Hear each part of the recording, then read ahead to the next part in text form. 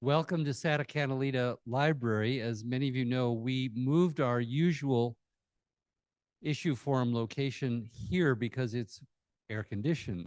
And while Jefferson is a lovely and central location, it can be very hot. And this is the dog days of summer. So thank you for adjusting. And I hope no one has gone to Jefferson School because they'll be very lonesome.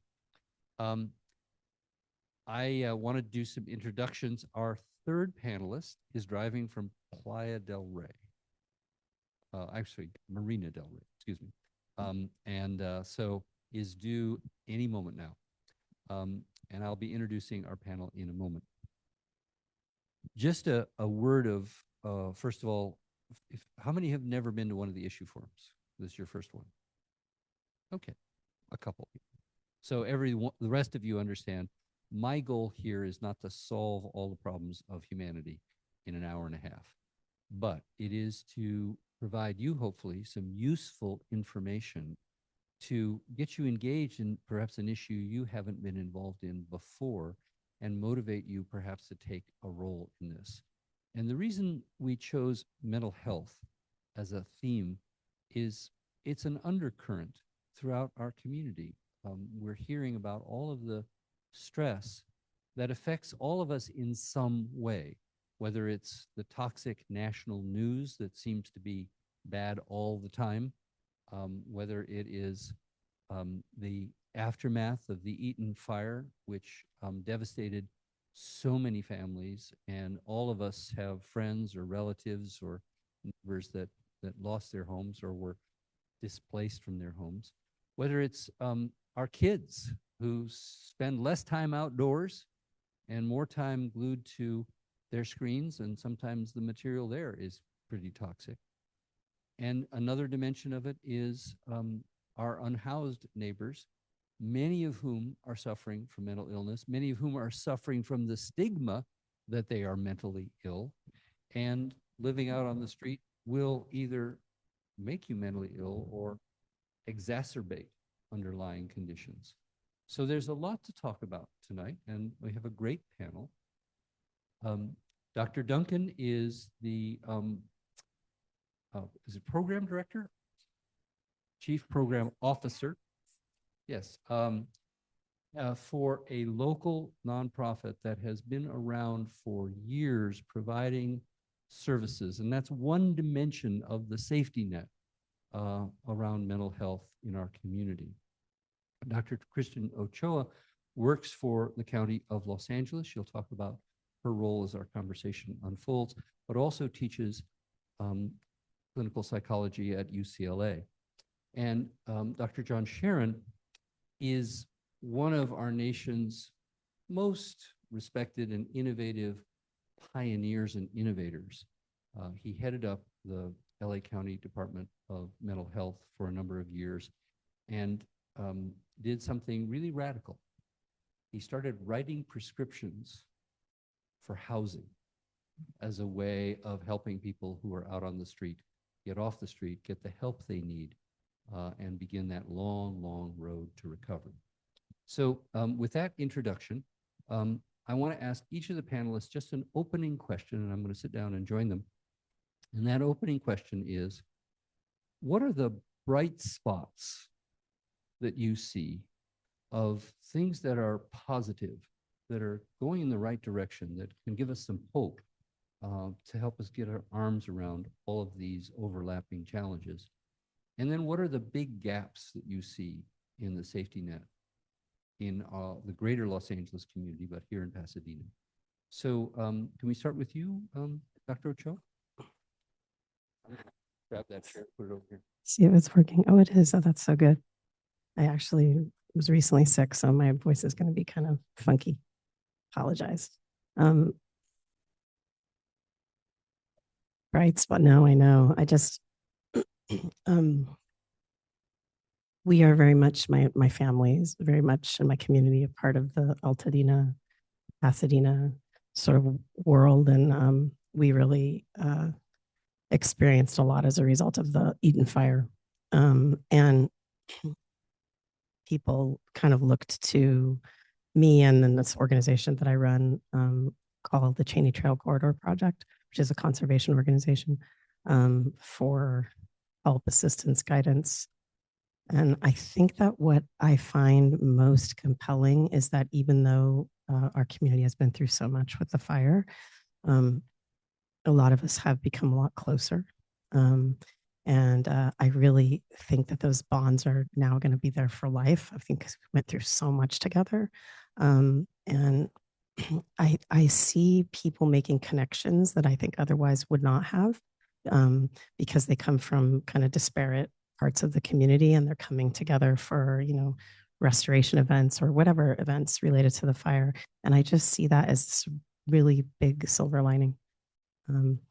What are the gaping holes that you see in how we're approaching wellness and community well-being?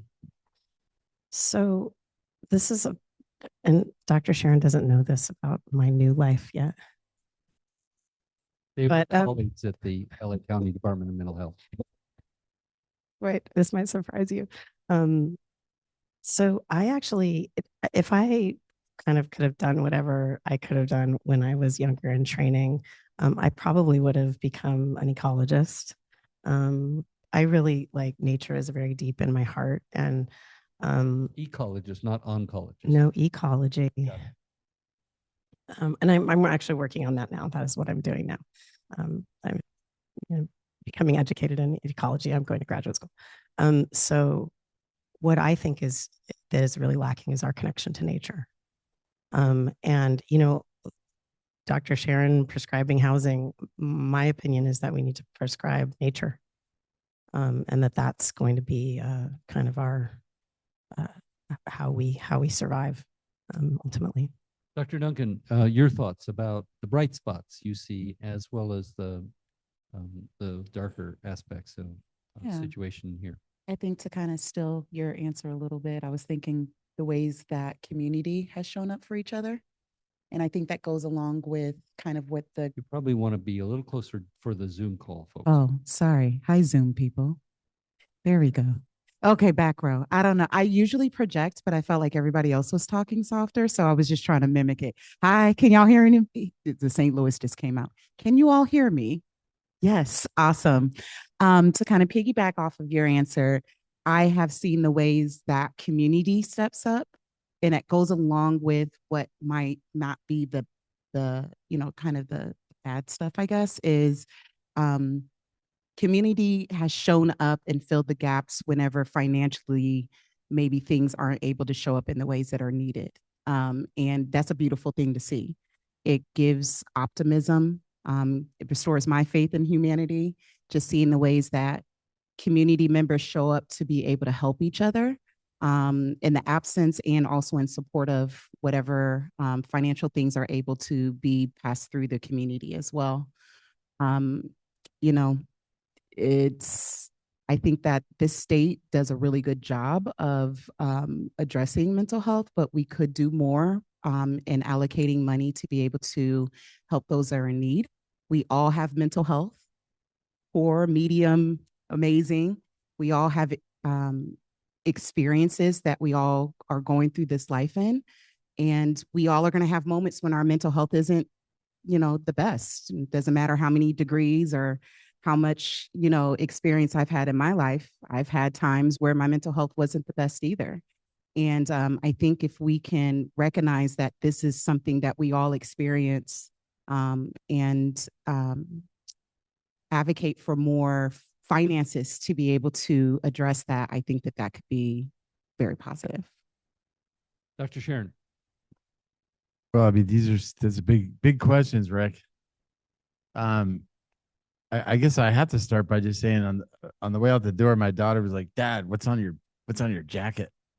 Because I got something on my jacket here, and this relates to you, Kristen, and I'm so happy to see you as a fellow warrior in the county. And actually, it's from something that we did at the Department of Mental Health. We helped start a program called the Wolf Connection in the north of the county. It's a big county where we were helping particularly foster youth that were aging out connect to nature, connect to wolves and share in kind of processing narrative and trauma. And I was there at a fundraiser walking through the woods, and I must have brushed up against a pine tree because I got pine sap on my left arm.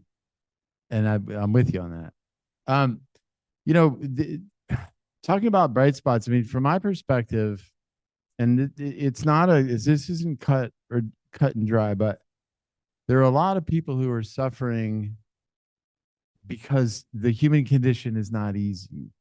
And when you're under a lot of stress and there's a lot of trauma, it can be very difficult to navigate. And I would say, and I missed your opening comments in part, right? Because I was in an Uber for an hour and 45 minutes.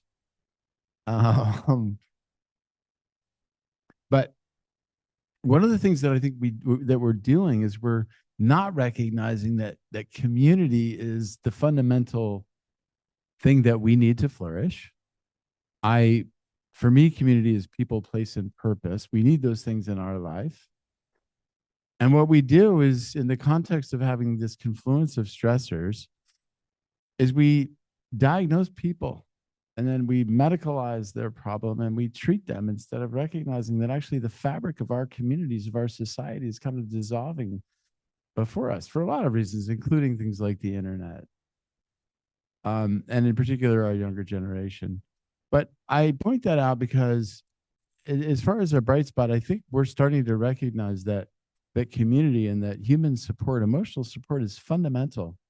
And that when we look at individuals who are suffering, and I like to think of our kids, that we are going to begin implementing more and more peer programs, advocacy programs, coaching programs, mentorship type programs as a way to help people to lift their well-being, rather than saying, oh, you have a diagnosis and you need to get treated and here's a medication.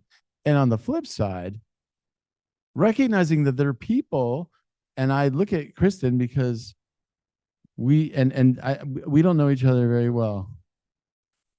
Well, I feel like I'm your friend already.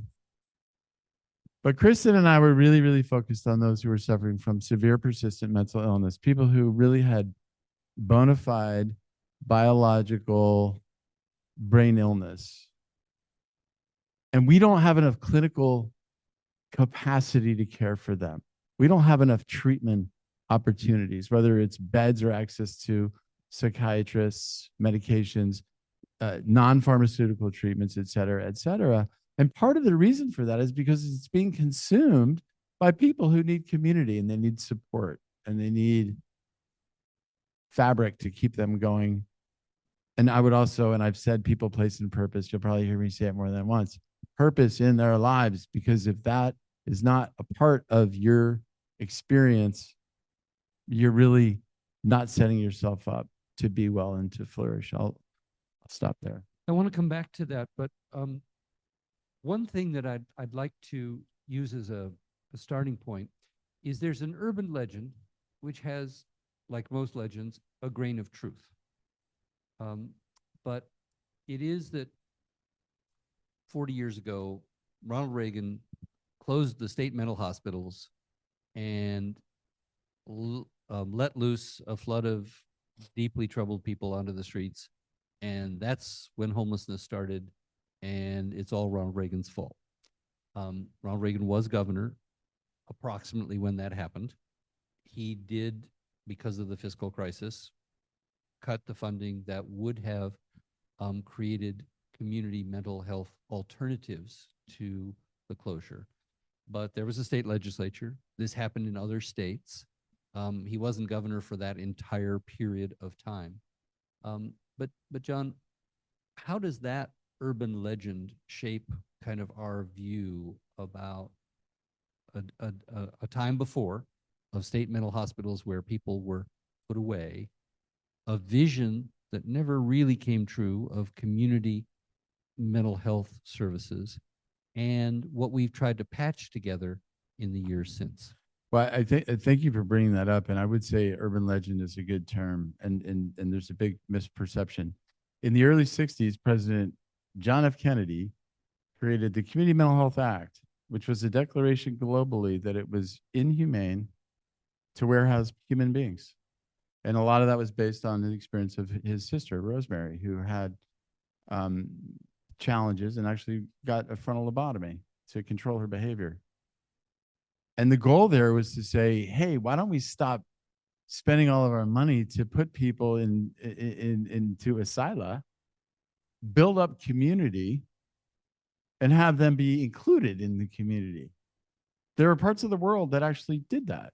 One of them, which we all, I think, know about, is Trieste, Italy. And there are others, particularly in Europe, where there was a real concerted effort to say, wait, we need housing, we need support networks, we need jobs, and we need treatment for people. And we need to then allow them to leave the asyla in a very responsible way, integrate into community, and thrive. And you see that. I've been to Trieste a number of times. The county had a big program, which we called, I like to call it Trieste, California, but we now call it Hollywood 2.0. And it's still, even though I got this money in 2018, $118 million, it's still not fully implemented. But when you go to Trieste, there are very few people in the street. If you go to the jail and someone shows up that's got schizophrenia, the wardens will be like, you're in the wrong place. You don't belong here. You need to go to the hospital. Go to the hospital. There's always a bed for a couple of days, and then come back into the community where there's ongoing access to treatment. What we did here is, rather than prepare a culture and build up community,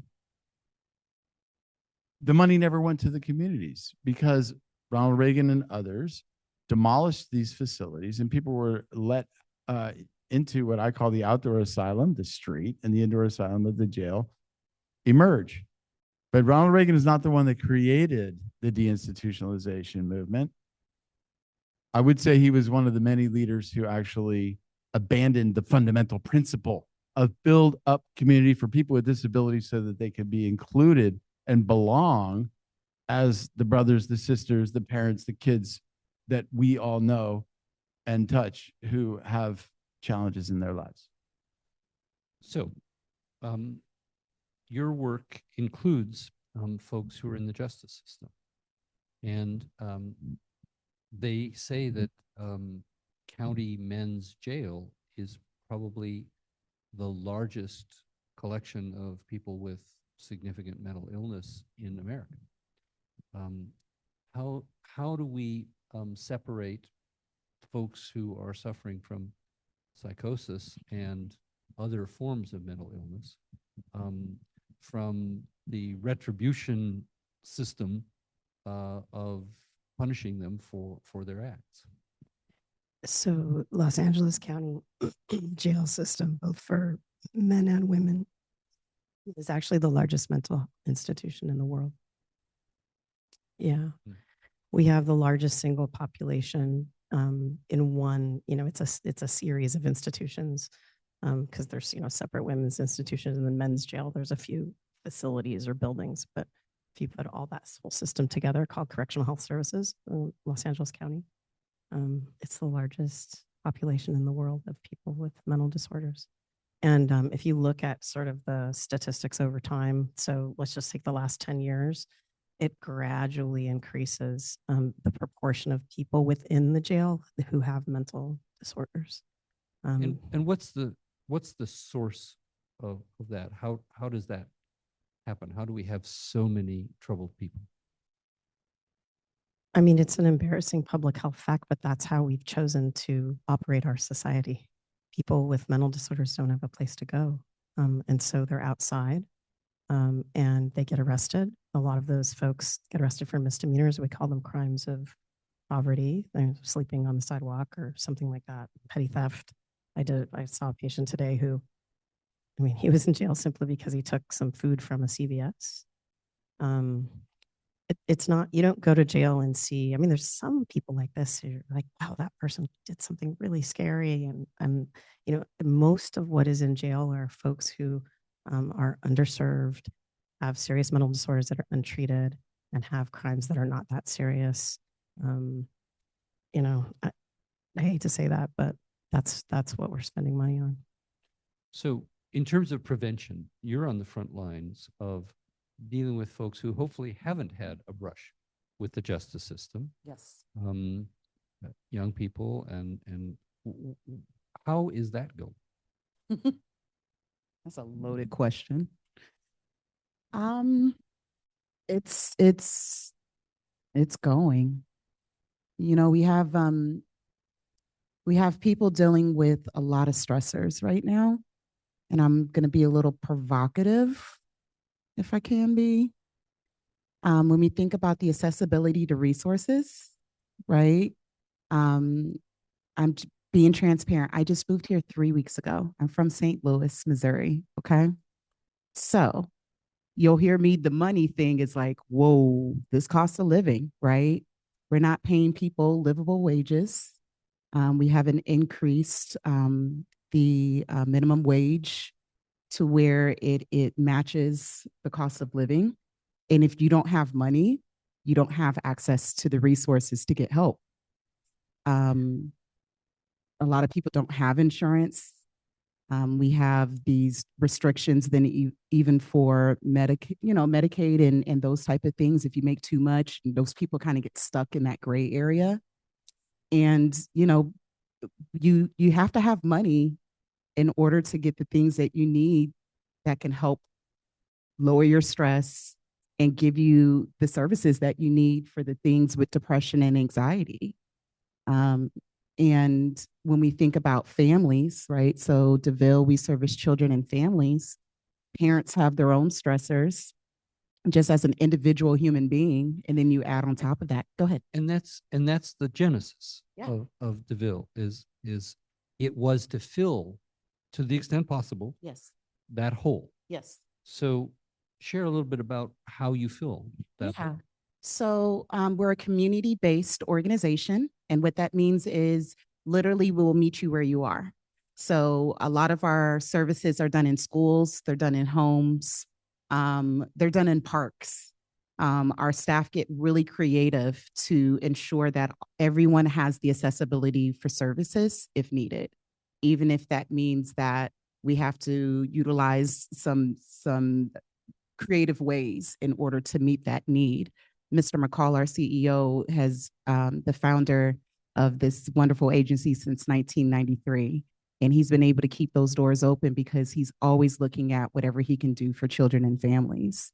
And it's just recognizing that, whether it's getting bus passes or our staff picks up kids and take them places. He really has instilled within us, within the agency of, you do what you need to do to get the people the help. And it's been very good to be a part of something like that. Before we go back to Dr. Sharon's people, purpose, and place, one other dimension is our elderly. I knocked on over 5,000 doors. I talk to people in their 90s, and many of them are very active and plugged in, their family, their neighbors, their hobbies. Many of them are deeply isolated, and I saw hoarding. I saw people whose properties have totally deteriorated because of financial or other barriers. What do each of you see as a way of dealing with that dimension of what we're talking about, of the folks who've become physically or mentally isolated from their from the people, places, and purpose around them?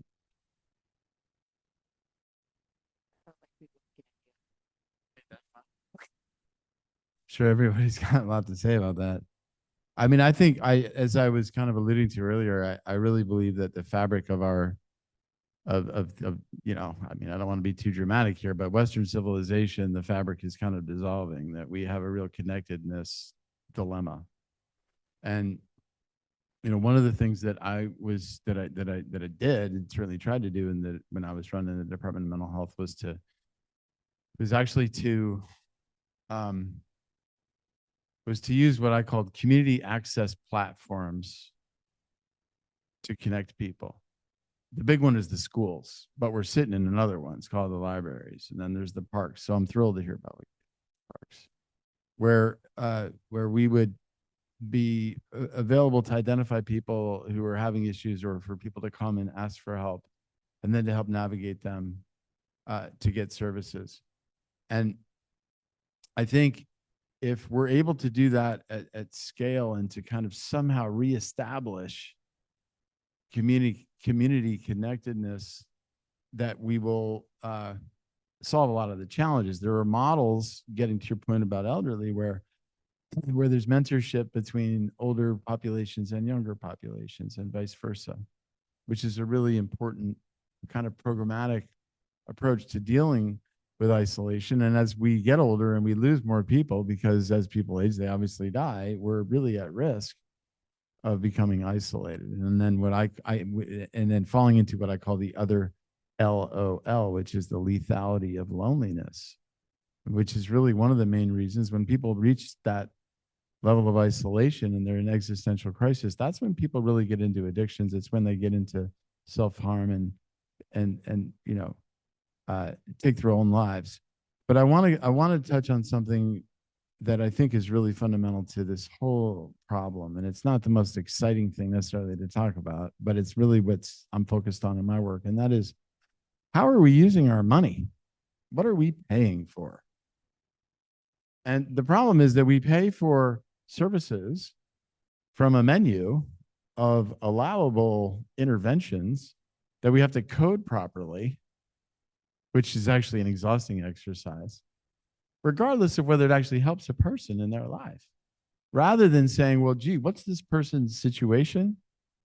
Well, they're isolated. They don't have people, or they don't have a place to live and relax and recreate, or they don't have a purpose in their life.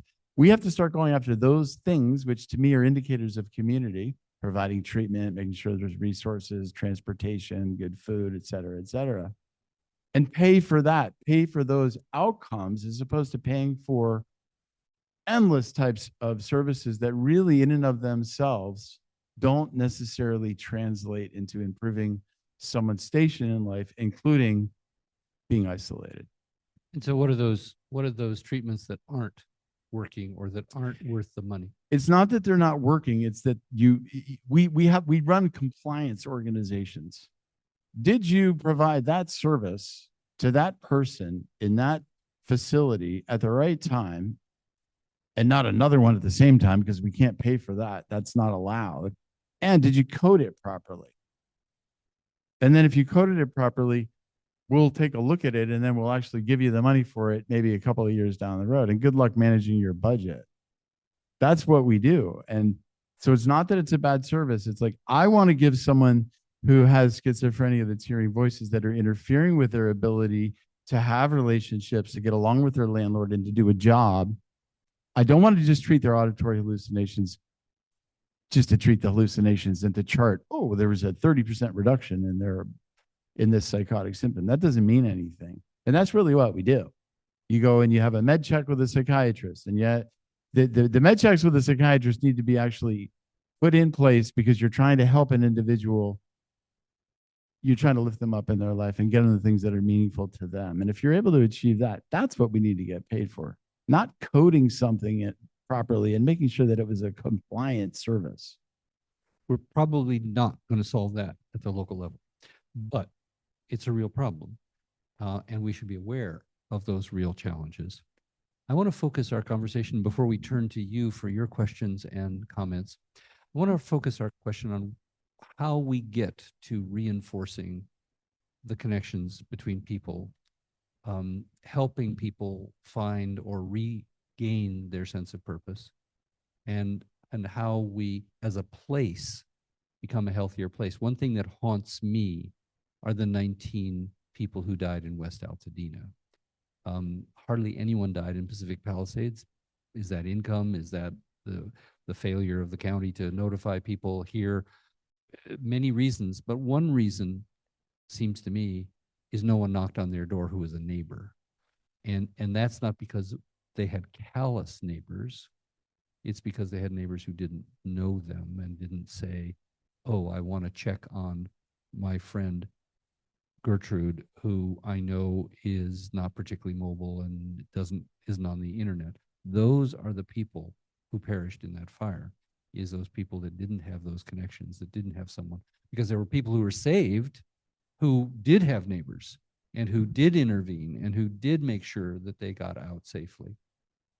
So let's talk, each of you, about how we, as a city, but more importantly as a community, can help rebuild a sense of community well-being that may not help that schizophrenic person directly who's living in the alley, but who can perhaps prevent someone from ending up in the alley down the road. So I feel like our work kind of aligns. I'm a registered play therapist. This is something I was talking to you on the phone when we first connected. Play is therapeutic and it is so impactful, and it's a lot of times free. When I think about and a lot of the things we do in play, like I love the work that you do with nature, ecotherapy. This is a beautiful place to be able to get out and get the sun and all that stuff. It's interesting because when I mention play therapy, a lot of times people just think kids. Even with clinicians, they'll say, "Oh, I don't work with kids." We all play. I could probably pass this microphone around and everyone can name, there's a chessboard right there, right? So when I think about ways that we can promote both community and connection, it's things that we've been doing in DeVille is more community-based events that are playful, getting people's bodies moving, tapping into your inner child, having that kind of passive therapy, right? While also meeting your neighbors, meeting new people, getting people out of the house and things like that. So as a play therapist, I feel like there's more that we could do with people of all ages because it's such a connecting thing, right? So I'm a military child. I lived in Germany for 2 years, and I like to always tell the story. I was like 9 at that time, and the landlord had 2 kids that were the same age as me and my middle brother, and they didn't speak English and we didn't speak German, but we played every single day because play is universal. It's a way that you connect. I go like this, I know what game I want to play, right? And so I think that we can tap into our inner child, but also bring that into a community level as well too, to help with connections.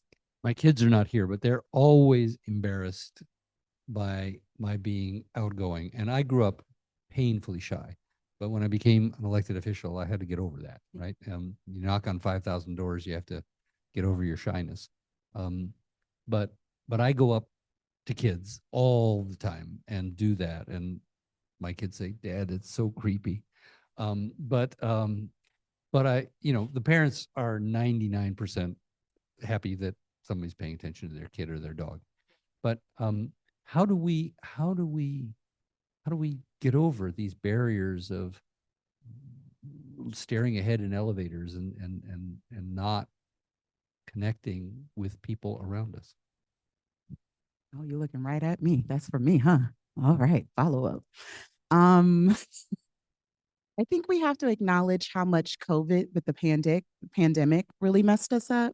Being completely honest, I call this chapter of my life connection, because when I lived in Charlotte, I disconnected so much. There was things that happened in my life. That's what needed to happen in that chapter, but I disconnected so much, I stopped living, right?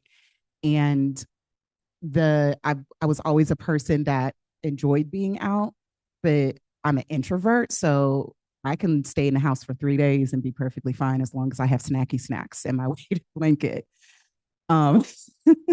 You know how I feel about my weighted blanket. My pod storage gets here tomorrow. I'm so excited for that. But ultimately, I say all that to say, is we talk about social isolation, we talk about community, we talk about how do we reconnect. I think it's also acknowledging that when COVID happened, I kept saying, I don't think people are ready for the mental health pandemic that's going to follow this health pandemic, because it rewired all of our brains, right? It rewired the ways that we operate and we do things. Nobody was doing Zoom meetings before the pandemic, right? Like, it has changed us. And I think that we need to. We're all on mute. We're all mute. I said, I'm going to make a cup that says you're on mute, and then you turn it around and says you're still on mute. But ultimately, I think that there's an element to that of acknowledging the pandemic and just, I don't think I have the right answer to this question, but ultimately, we have to instill a desire for those connections, right? And not turn away whenever people are extending those branches in order to connect. I think I was telling y'all before I came here, we went out to eat and it was two women just randomly had conversations with me, just like, okay, I guess we're just going to talk now. And I'm an introvert, but I loved that because I was like, this community is amazing. People just talk to people. That doesn't happen in St. Louis. But needless to say, I think I'm rambling now and I was going to go ahead and pass. Well, I just want to say you did great. I want all of you are here. Like this is part of, doing a community activity. You all like decided not to be home and you're here and that's wonderful. And this is how it happens. And actually the reason I know Rick is because my daughter was 40 feet up in an oak tree. My 17-year-old, because she was very unhappy that the Pasadena Unified School District was going to cut down 200 trees. And this was mid-June. And I finally convinced her to come down. She'd been in there for a little over 8 hours. And the media came and interviewed her from way up there. And she's been in many trees since then. But she came straight down and we both went to a Pasadena City Council meeting. And at that point, I met you for the first time. I really appreciated what you said, by the way, as well as Tyron Hampton, who told my daughter, shouldn't trespass, but if you're going to trespass to save a tree, that's a good reason. And so, and then I watched my 17-year-old kind of do what I think we should all do, which is she started to collect her community of other teens. And then more and more came. And pretty soon she had a little community of activists. They were all getting in the trees. And then we followed, the adults followed. And I now know people in the Pasadena community that I didn't know a few weeks ago. And I feel so set up to and more grounded here. I haven't lived in Pasadena for quite a while. Like if I have a need or a problem, like I know. I would say you're rooted. I'm rooted. Yeah. And with a new love of an appreciation of trees and a lot of knowledge. And so I don't know, it's just like, does something bother you? Get involved. That sounds like purpose, Yeah. Dr. Sharon. No, it does. And I mean, I think that basic community building is fundamental in it, and we've lost it. We really have. And whether a lot of that I think relates to the disparities across a number of different domains that have and technology and COVID and a variety of different factors. There's one thing I do want to talk about, which gets to the issue of purpose, and that is that, and this is a little bit more boring than the tree climbing story, but we need to have emotional support networks as a part of our delivery in the public sector, in my opinion. So we ought to be having, and there's so many people who don't have enough purpose in their life, many of whom are very skilled, very educated, and very concerned and caring. And we need to activate that resource to proactively reach out to people who are isolated, so that, and what I have called that, and I advise a company that's trying to do this on their board, which is to create emotional support networks and to get public systems from the federal government, from the state, from local governments to fund them. A lot of the times we hear about peers and the role of peers and peer networks to do that. I think that's really important, both to connect people who are isolated, identify them, so there's a human connection. Someone's listening to you, which is very, very valuable. Attention is really, really important, and we don't get it. And if we can have a dedicated person that does that and has the purpose of doing that, that's very, very valuable. In terms of day-to-day stuff, I mean, I will say that I think really, really simple things are important. One of the things that I do that I do religiously is that I let people in front of me in traffic whenever I can. I just do it, and I feel great. And then you have these people that look at you, they're like, "Oh my God, thank you," and you make eye contact, you wave at each other. And I think that affects another person. Same thing with opening doors. Just acknowledging another human being is an important thing. I even do it when I surf. I try to surf every day and I'll let someone take a ride, although that can be painful. And I want to tell you about how I know Rick, because Rick used to call me out to do panels. And I mean, one of the reasons I'm here is because of you, sir, and because of your public service, and because I use, when I say find your ed, I hope that resonates with you, because we were in a Santa Monica meeting and it was not particularly pleasant. And we were talking about, well, what do you do with people who are isolated in the street? And Rick told the story about a guy who was in his alley, whose name was Ed, that he developed a relationship with over time. And it took a while to do that because the person was sick and was homeless and had been there for a while. And at the end of this heated exchange in Santa Monica with some special personalities, they were like, well, what should we do, Dr. Sharon? And I said, find your Ed. We need to be engaging with people. COVID gave us a very confusing message, which was, oh, you've got to stay away 6 feet. And what I always said was, you show someone love by giving them their distance and by wearing a mask. That means that I care about you and your health. I'm going to respect you. And that's a hard message to compute, because it doesn't seem to be a way to recognize and show your concern for another person to do that. But fundamentally it is. And that's one of the factors. And there are many. And, you know, I mean, I really look forward to the day that I can toss this thing in the ocean, because these devices and technology and a lot of the stuff that is supposedly connecting us really has turned out to be very, very damaging and toxic. I can give you a report on Ed. Ed is still, I'm still connected to Ed, and he's at a convalescent home in San Gabriel. It has been a journey. Sometimes, if anyone, I'm sure most of you have had in your family experiences with people with mental illness or with addiction, and Ed probably has both. I'm not qualified to diagnose him, but it is often 2 steps forward, 1 step back. Sometimes 1 step forward and 2 steps back. But I know that Ed would be dead. There was a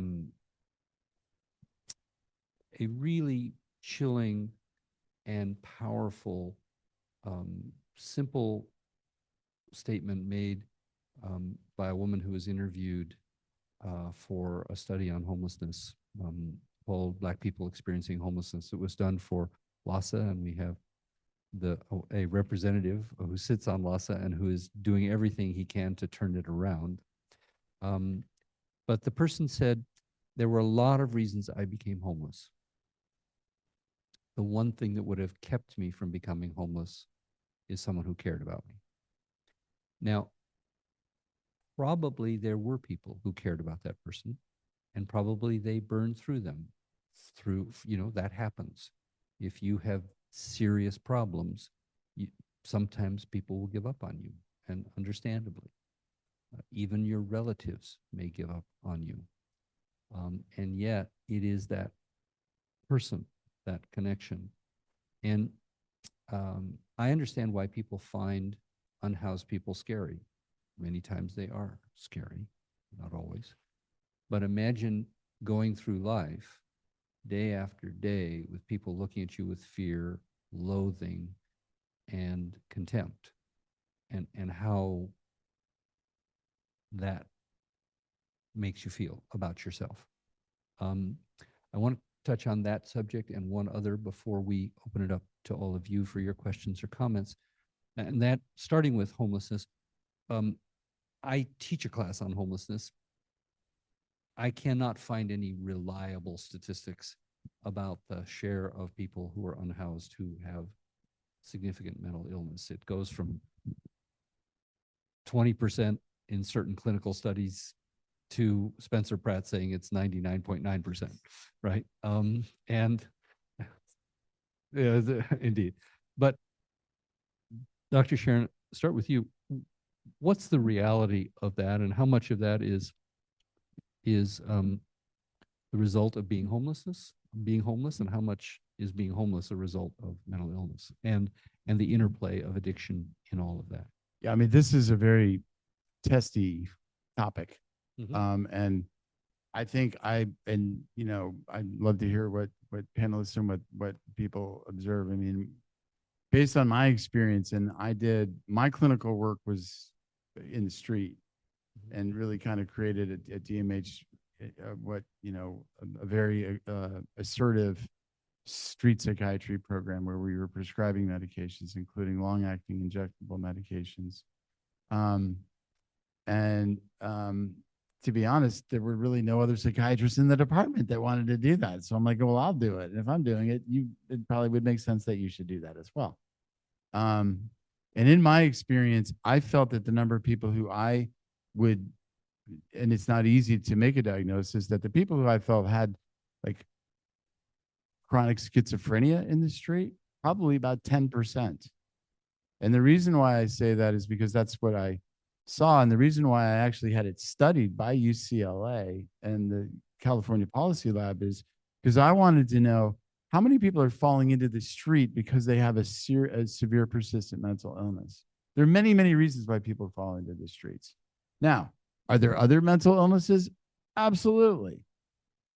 And are there other people who are on the streets who have serious mental illness? No question about it. And I would say that many of them have a profound mood disorder. Many of them have mental illnesses that are due to trauma and from being in the street. Living in the street is a guaranteed way to develop some serious challenges, including addictions and other things that folks will do to kind of feel okay, because it doesn't feel okay to be in the street. I mean, I wouldn't bet the house on it, but in answer to your question, and I think I'm on one side of this argument, I would say that the majority of people who are in the street have a mental health, a mental health diagnosis, a mental illness, and an addiction. But those who have schizophrenia, a chronic psychotic disorder that would be there regardless, and that probably led to them coming into the street, it's a much smaller number. I'm actually curious of if we looked at the mental health diagnoses percentage for those that are housed versus unhoused, is it the same? Right? When I think about, first of all, redefining what unhoused is, right? So when we talk about homelessness, it's not what we just think about the individual that sleeps on the street. It's those that have had to move multiple places. They might be couch surfing and things like that, right? So I think that when we think about unhoused individuals, yes, a lot of times individuals have mental health issues and substance use, but so does other people that are housed as well. This is not my area of expertise. I'm like asking a question. Do y'all know but it made me think, right? As we talk about, again, just untreated mental health issues within this country, period. I think we just have to do a better job of the ways. One thing is that we treat mental health separate from the body, which is so interesting. Now, when we bill health insurance, it all goes to the same health insurance, right? But I think that there's a disconnect even between the industries. We work in silos, and we have to do a better job of working together because the mind-body connection is so important. And so I don't really have, again, a full answer for that, just more things to think about of when we think about our unhoused individuals. A lot of times we just think that it's because of that. There's a lot of people that are unhoused that are working full-time that don't have mental health issues, right? And I think this overall, whether a person is housed or not, I think that we just have to do a better job across our industries of working together in order to support people. So those that do wind up in those situations can still receive the services and help they need. Anything you want to add? I think I'm okay. The last topic I want to be sure is, this is admittedly my obsession. When I was on the council the first time, we had 90 neighborhood associations in Pasadena. Today we have maybe 7 or 8 that are still functioning. We have a few more that sort of exist in name, like someone 5 years ago was the president and they're still on a list somewhere, but they haven't done anything in 5 or 6 years. I'm privileged to live in Bungalow Heaven, which has a pretty active neighborhood association. I've been to things like a block party at Jefferson Park. And I just, and just recently the July 4th parade that this neighborhood puts on, Historic Highlands, with, 100 people easily, kids, elderly people, all picnicking together. And maybe this is naive, maybe this is utopian, but I just feel like if we had neighborhood associations in every part of our city, including the parts that I knocked on doors on where mostly renters who it's more difficult. Sometimes they're behind locked security gates. There's more turnover. But just if we had these connections, do you see a value in that, in helping on the prevention side of having that kind of fabric rebuilt?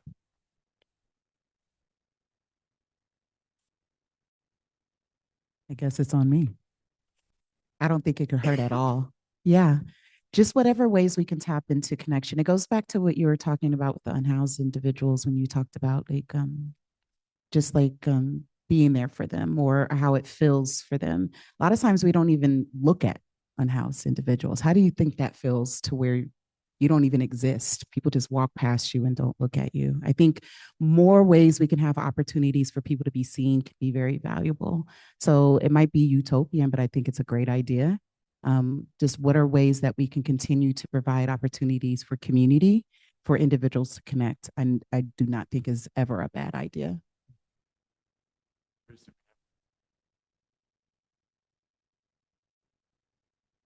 Rick, what do you think happened? Like, why aren't people participating in their neighborhood associations? Have they all gone onto social media? Is that what it is? So part of it was artificial. I convinced the city manager to set up something called Neighborhood Connections. It was a tiny little office with 2 or 3 people, and they provided very minimal what they call technical assistance to neighborhood associations. If you wanted to get postcards, the city would pay your postage to mail out to your 300 neighbors, and they would the city would let you run off a flyer on their Xerox machine to put under your neighbors' doors. More importantly, it created a hub for people to kind of have best practices, right? One very simple thing, and I won't belabor this, but if it's just people are scared of coyotes or burglars, they'll get together, and then when that threat recedes, then the neighborhood watch withers. If it's just people to have a picnic or a block party, the fun people come out, but not everybody's a fun person, and it takes somebody to organize all that. And so that tends to wither over time. And then there's political issues, right? Oh, they're going to build a homeless shelter in my neighborhood, or a toxic waste dump, or the city wants to raise taxes. Let's all, get involved, or they're cutting down trees. And that has but if you can combine all three, right? If you have a political dimension, a social dimension, and a security dimension, that sort of evens out the ups and downs. And so the organizations that have survived have had some greater viability because they've sort of incorporated more than just one thing. And so it isn't perfect. I don't know any neighborhood association that is perfect. And sometimes it can be a little bit, sometimes that can also be NIMBY, right? Let's all get together to keep people out of our neighborhood. But most people are really friendly once they get over, whatever they're mad at, the coyotes or the burglars, or, whatever is sort of causing that initial emotional reaction, something that, they put speed bumps in or they didn't put speed bumps in, whatever people get mad at. But once they, get past all that, I think there's some real value, and I see it as community well-being. But again, there's no panacea here. We need clinical services, and as Dr. Sharon acknowledged, we don't have enough beds and enough psychiatrists and enough social workers to meet the needs that we have. We need more folks who personally reach out and connect up and don't give up on people and try to pull them back in. And we need a better national system, as Dr. Sharon was saying, of reform of how we go about these things and breaking down the silos. So that's a big agenda. But the cost of addiction in our society, the cost of seriously disturbed people living out on our streets, the cost of having 40% of the people behind bars really seriously troubled and likely to repeat as a result of the trauma that will happen while they're behind bars instead of getting help. And it's way more than 40, just saying. Okay. Yeah. That cost is staggering. And so if we can do more. Now we have one interesting little toehold here. You all know the vacant lot at Villa and Lake, North Lake, just a block north of the freeway. That used to be a Kaiser clinic, little Kaiser clinic. Kaiser closed it down. They have a big clinic out in East Pasadena now. It was vacant for many years. The city bought it for $12 million. We were originally going to split that with the county. They were going to pay $6 million and we were going to pay $6 million. The county backed out. There's controversy over whose fault, but the county is still interested in providing a mental health clinic there that could provide additional services right here in our community for people in need. And we are now in the process of trying to develop a master plan for housing on that site, which could include low-income housing, as well as market rate housing to help pay for the whole thing, as well as potentially a county or nonprofit clinic in that location. So that's one thing that the city is trying to do to just make one dent in this much larger set of challenges. Let's give the panel recognition and thank them for a provocative introduction, because look, we touched on a whole range of topics and we didn't wrestle any of them definitively to the ground, but hopefully that lays the foundation for you to ask what you came here for a reason, curiosity or a passion, or we have someone who's involved in NAMI, the National Association for Mental Illness, who are a network of families that help folks who have members of their family. So now's the time. The only ground rule is be brief. You don't have to ask a question. You can make a comment if you want to get something off your chest, and you can ask a question of our panel if you'd like, but just be brief so we have enough time for everyone to weigh in. Who'd like to break the ice? Who'd like to start? Right here in the front. I have a question for Dr. Sharon. So we voted on this Mental Health Services Act some time ago, which this month changed to the Behavioral Health Services Act, which sounds as if it wants to address many of the things you brought up as being needed. Are you optimistic about it?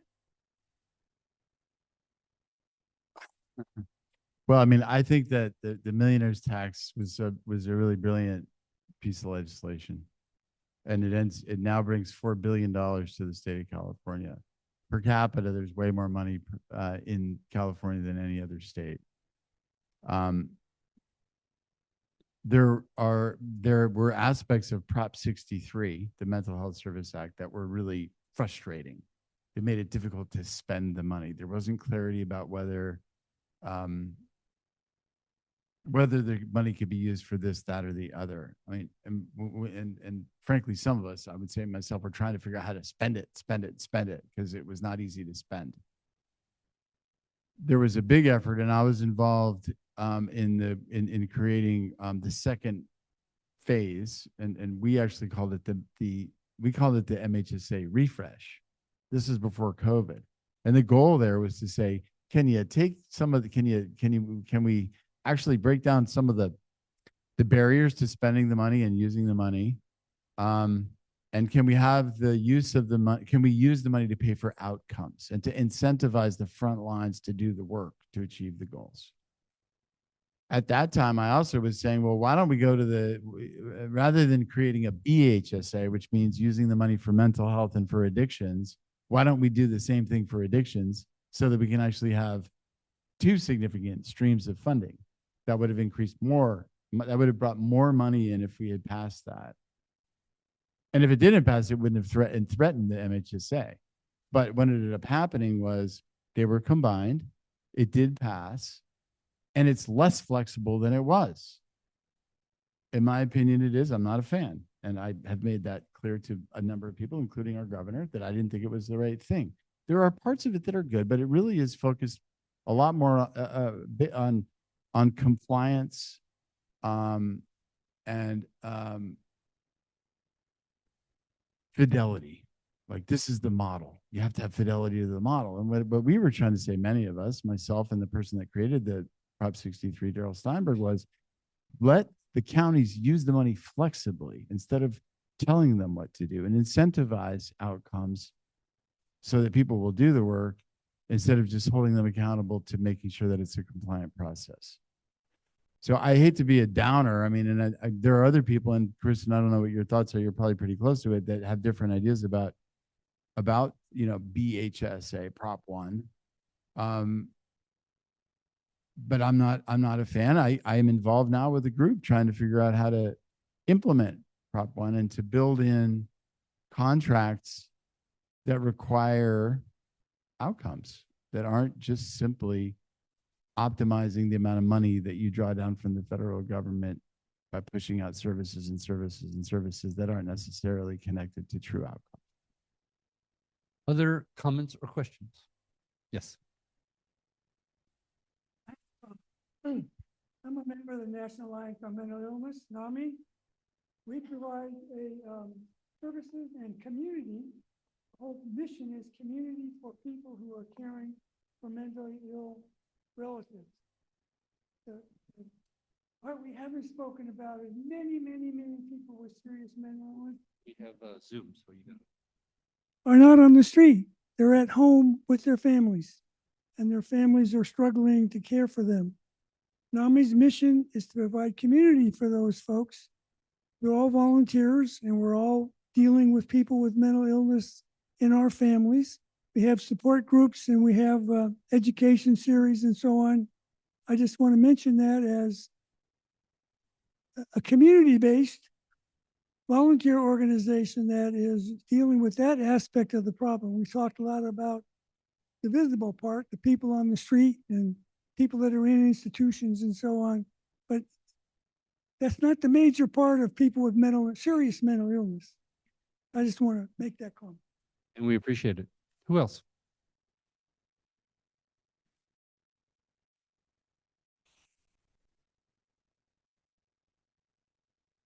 Well, I'm an optimist, and I also volunteer.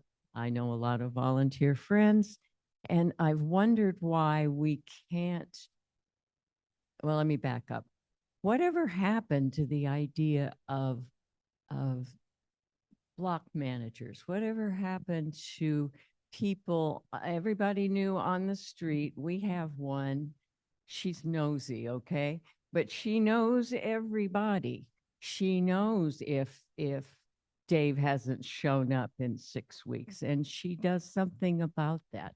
Whatever happened to the idea of having somebody volunteer on a street, maybe get some training from some of you folks, use those resources, and why couldn't we do that? We used to have them. Nobody talks about them in my district, but why doesn't the city talk about it? Have a program. Thank you.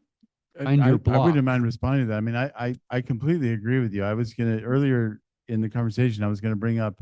I mean, it is Santa Monica, but Santa Monica had ambassadors that were at one time that were in the street, and they had vests, and they were easily identified, and they were actually very helpful in engaging to the general public. And as I was talking about earlier about the community access platforms and a block or a neighborhood council where, you know, again, libraries, parks, the schools. What we tried to do was to on the community access platforms was to put community ambassadors into those spaces to do something like you're talking about. And I would say volunteering is great, and that, you know, and lifting up a volunteer workforce is great. But when I was talking about emotional support networks, we need to actually think about that. We need to think about the type of service that you're describing as a health mitigator and a health facilitator, as opposed to just the clinical services that we deliver on rare, you know, on occasion, if you can get an appointment and make it, and then it's properly documented so that you get reimbursed. So I think, and Rick, I mean, I'm looking at you here. You know, you have an opportunity to take these types of models that we're talking about and lift them up, which really gets back to finding your ed. And how do you implement that? How do you actually bring that to scale?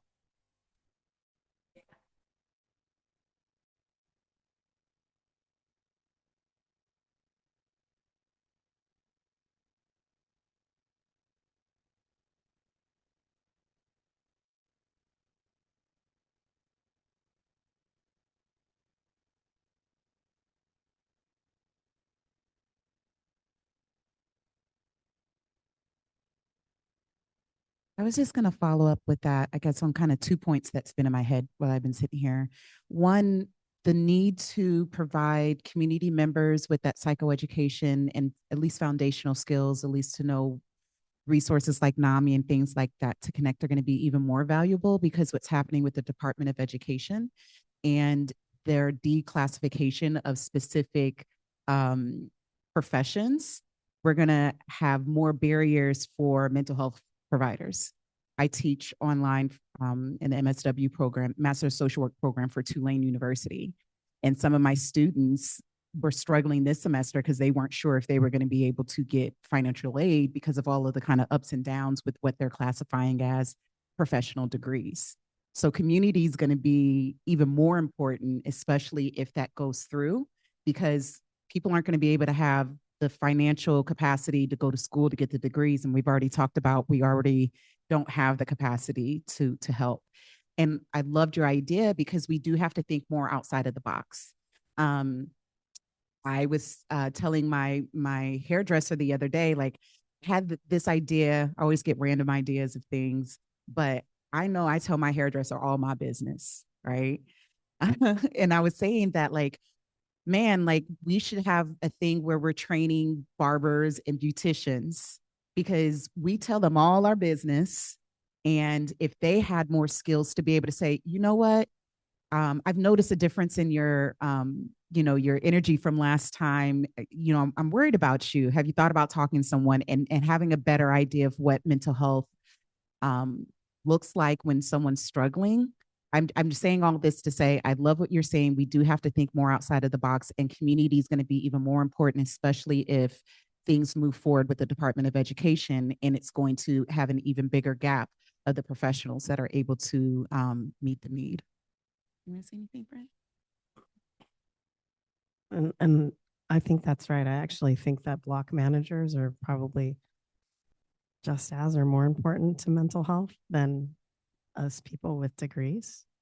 I honestly believe that, like, the fact that someone has a specific education and a license, like, matters about this much. And the fact that you actually care and that you're visiting with someone and just, like, you have positive regard for them and are being in their space, and you're, you know, sharing time, like, that actually matters. Like, that's 90% of it. And so I don't know, I think you just described a whole program that the city of Pasadena can do for very little cost, I think. Thanks. I just wanted to say I totally agree with you, and I'm like you. I'm an optimist, and one of the programs I like, and I'll put Rick on the spot here a little bit, is my wife is French, and in France, in 1999, they were dealing with the same kind of problem, and the French government was trying to figure out what we're going to do with this epidemic of loneliness that was happening there. And one of the things they did is they created a national holiday, which is the Fête des Voisins, which is the festival of the neighbors. And I've seen this over the last, since 1999, I go back to France in the summer, and every neighborhood in France, every block in France, there's some busybody on that block who gets in everybody's business and took this seriously and starts up a thing. And they have people come over and they reach out to their neighbors. And it's like a program that is encouraged by the government to reach out to, and it's kind of seen as something to do for to build civic fabric, to have this festival of neighbors that goes on. And it's really blossomed into something pretty great. My wife's parents, who live in a rural area, they don't necessarily know their neighbors. Everybody comes together. It's about this time of year that it happens in the summer. And I think it's something that's low cost. It's pretty easy to do. It changes people's attitude. And I think a lot of people want to do it. Maybe they don't want to do it. Maybe there's some people who are going to be holed up and don't want to come out, but maybe the second, third, fourth year they will. But I think it's something that we could actually literally do without that much resources. But it takes leadership. And I know Rick's that kind of leader.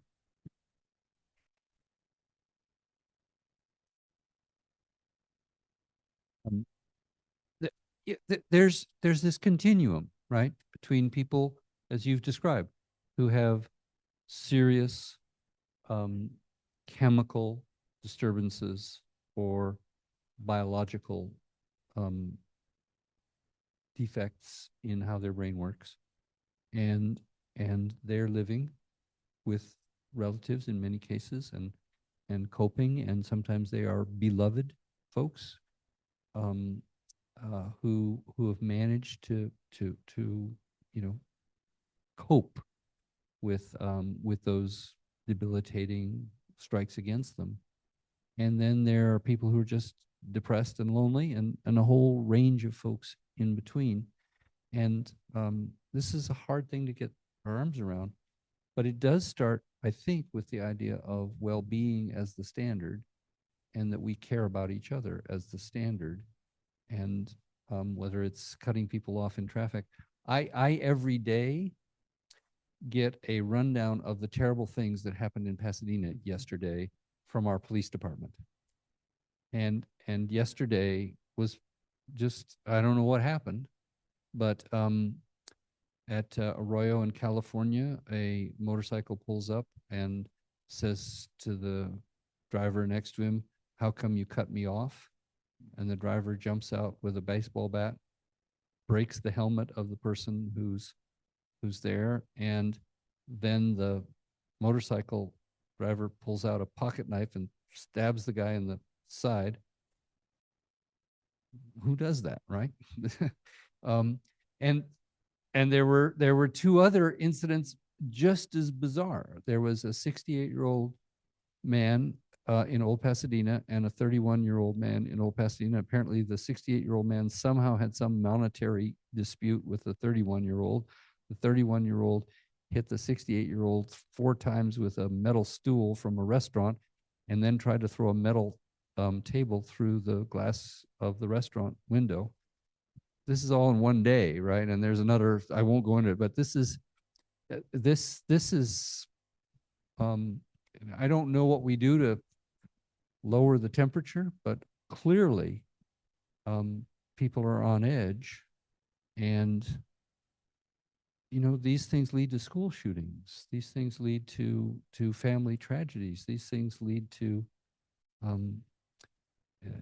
the third incident was a boyfriend, a new boyfriend of the girlfriend, who comes over to confront the ex-boyfriend who has the kids, and the new boyfriend wants to kill the ex-boyfriend, and that leads to a whole mess. And this is happening in our community, right around us. Sure. Hi. I come from three systems, the federally qualified health centers, the New York City public hospitals, and also as a school counselor and school counselor educator for 10 years in New York City. And my whole beef with everything is access to care. I am really concerned about access to care.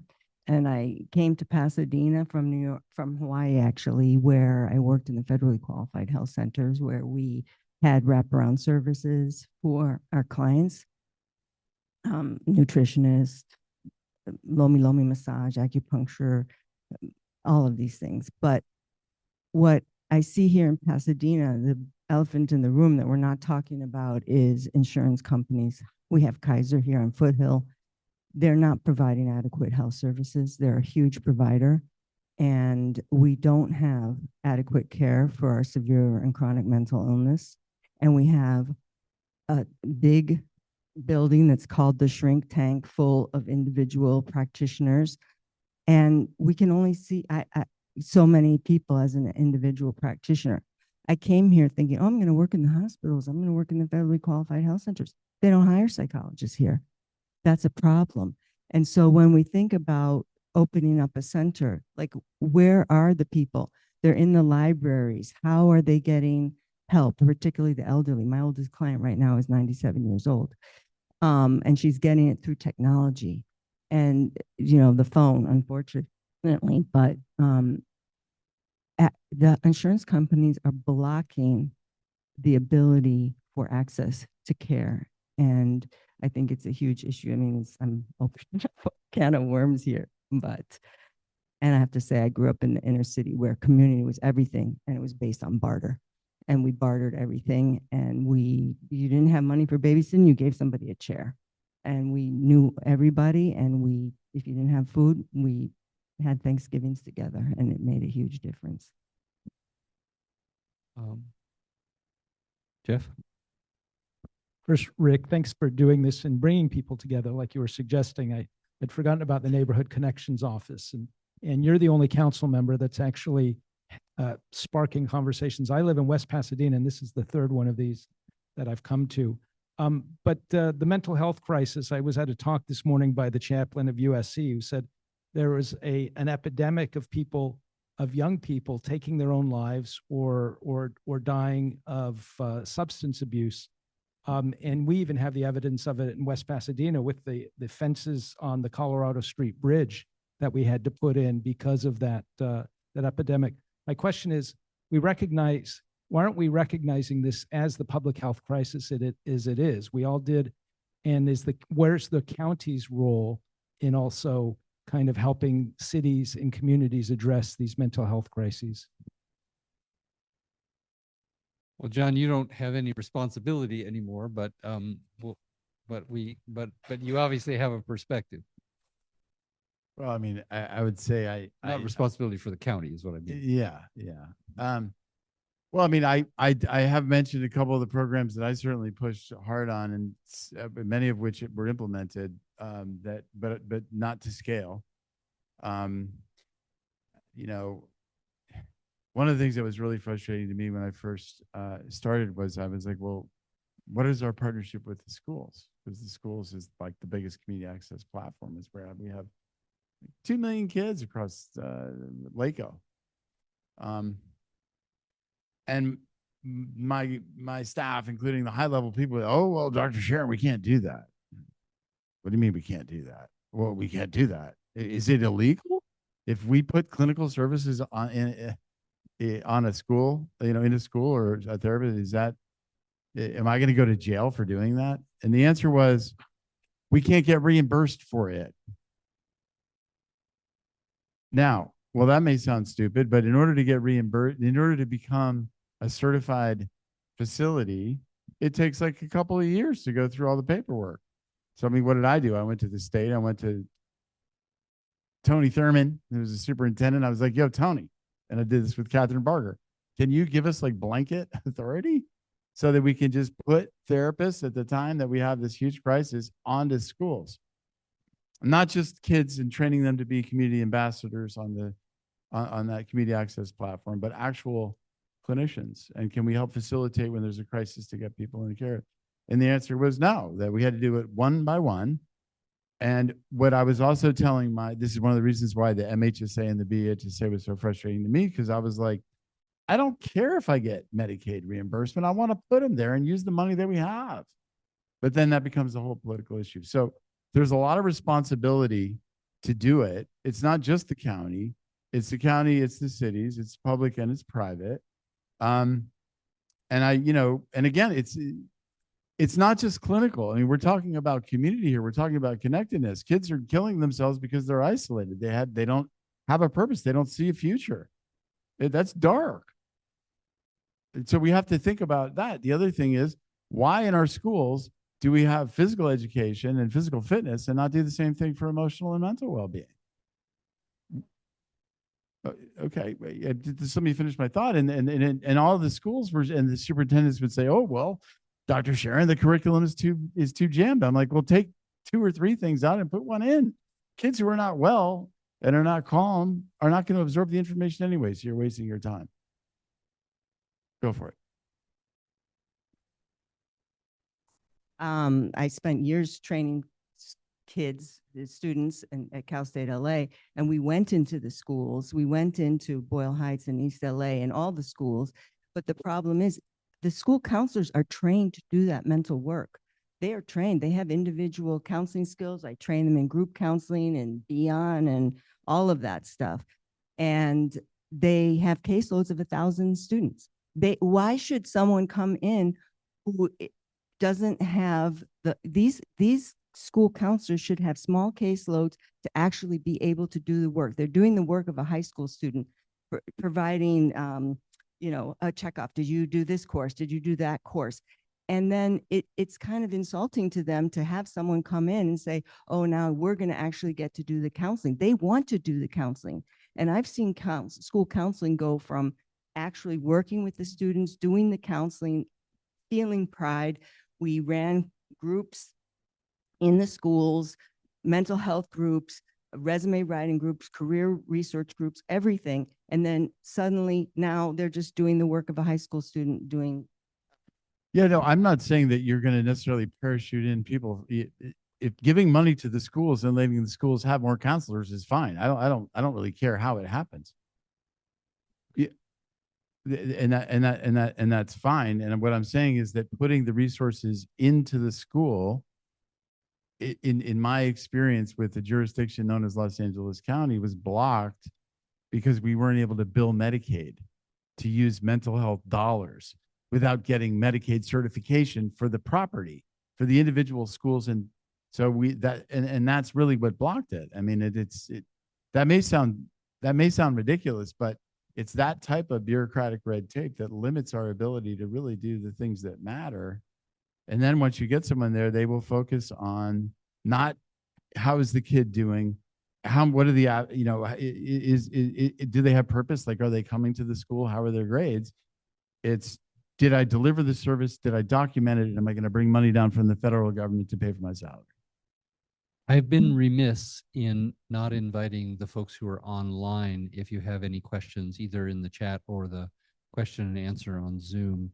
So if anyone has any questions, we have time for just a couple more. And so I was just going to go say ahead, 2 Dr. quick Duncan. things to kind of bridge both of these perspectives. You said something earlier about how are we spending our money, right? And to your point, there's 14 million students in the United States that don't have school support staff members, but they have law enforcement, right? So it goes back to the question with the gentleman in the back, right? And it goes back to what you were talking about, us criminalizing mental health, us not looking at the systems. I always say it doesn't give excuse, it gives context. Like what's wrong, what's going on with this kid? There's a reason why they're not going to school. There's a reason why they're acting out.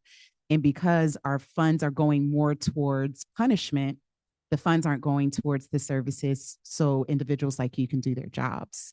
So I think that there has to be a shift in the ways of, even from schools, and that's why it's the whole school to prison pipeline, right? Is we start that as early as preschool. Actually, I used to run a therapeutic preschool. I had kids 3 to 5 years old that had been kicked out, could go to any other childhood, early childhood centers. We were the last point. So it starts as early as preschool. So one, yes, we need to shift the ways that we are treating and the ways that we're funding so individuals can do their job. Number two, going back to the gentleman's question, I think we have to destigmatize mental health, especially with caregivers. What we experience with DeVille a lot of times is caregivers are afraid. They're afraid to get their kids checked out. They're afraid to get that diagnosis because they know the stigma that comes along with it. They know the label that's going to come along with it, and then how their child's going to be treated because of it. Because of our lack of psychoeducation of mental health, they're afraid of what that actually means. And so you have kids that aren't getting the services that they need, because I have always said in my 15 years of doing this work, 98% of the parents that I work with, they want their kids to get better. They just don't know how. And so when you go back to us talking about suicide, I think we have to destigmatize suicide as well too. We don't like to talk about it. When someone dies of suicide in the media, it just says they died. Well, it's putting shame on it, right? And then that makes it less likely that someone is having those thoughts to speak about it because they don't have those safe spaces in order to do that. So I just wanted to add that. Yeah. Let me give each of you an opportunity to kind of wind up if you have any last thoughts, and then we try to wind up right about 8:30 and to give you back the rest of the evening. So Kristen, can we start with you? I just want to thank you for being here, taking time out of your schedules and actually coming. And good job. And I hope you met someone tonight or got something out of it. That's all. I'm probably going to steal something from you. Just find ways to continue to connect. Again, yeah, right? Like, you never know how far just allowing for someone to be seen, how that can mean to someone, right? So just find a way to be able to make eye contact and connect, because you never know what that can do in someone's life. Time to go. Yeah, thank you. I feel like I've spoken plenty. I guess the only thing I'll say is, just like I let people in traffic, and I really make a point of it, it's a daily exercise. Something for you. Acknowledge it. Thank you. I'm constantly raising my hand out of my window. Thank you. Thank you. I'm on the 405. Thank you, Rick. Part of my purpose is my faith, and I'm not here to preach, but I deeply believe that in the face of strangers is the face of God, and that we're creatures of a higher power. That may not be literally true, and you may not believe it, and that's okay. But for me, the idea of caring about even people who are difficult to care about is, and you know, I've been in public life for 40 years, and I've met a lot of people that are difficult to love. But I just think we have to extend ourselves, because so many people have these sharp elbows, have these traumas, have these illnesses, and they are looking just to be seen, just to take it down a notch, and to have someone care before they fall into the abyss. And we could be that person. Thank you so much for coming.